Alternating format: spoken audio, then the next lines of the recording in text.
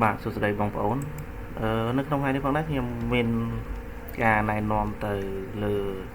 បណ្ដាដែលពាក់ព័ន្ធជាមួយនឹង AI Boy version 7.3 ដែល version នេះគឺ version បន្ទាប់ពី7.3 ធម្មតាដែលមានមុខងារ add symbol ណាមុខងារ add symbol អញ្ចឹងនៅក្នុង7.3 នេះបើសិនជាបងប្អូនប្រើ7.3 ធម្មតាដែលអត់មានមុខងារ add symbol ទេ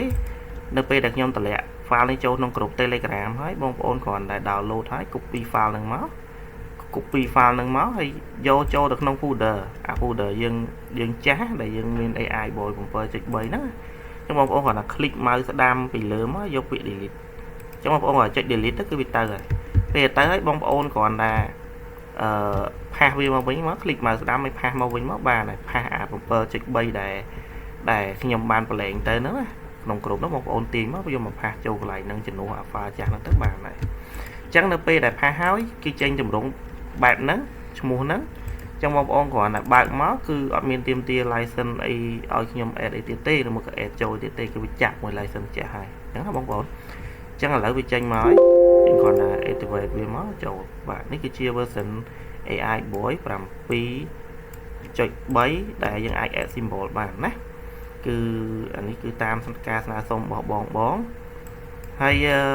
វិធីសាស្ត្រនៃការប្រើឥឡូវនេះគឺយើងនៅក្នុង Meta Redify ឥឡូវខ្ញុំដាក់ account demo ដើម្បីបង្ហាញអញ្ចឹងយើងចូលមកក្នុងនឹងមកហើយយើងចូលលើ trading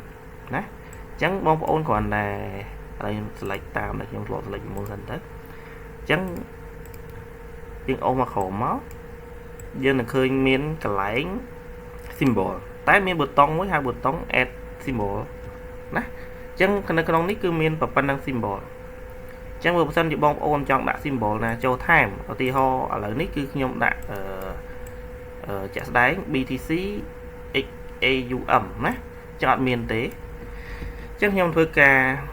ចុច add បាទហើយយើងមើលក្នុងនេះមានអត់មានទេអញ្ចឹងយើងសរសេរមក BTC XAUM ទូចណាហើយ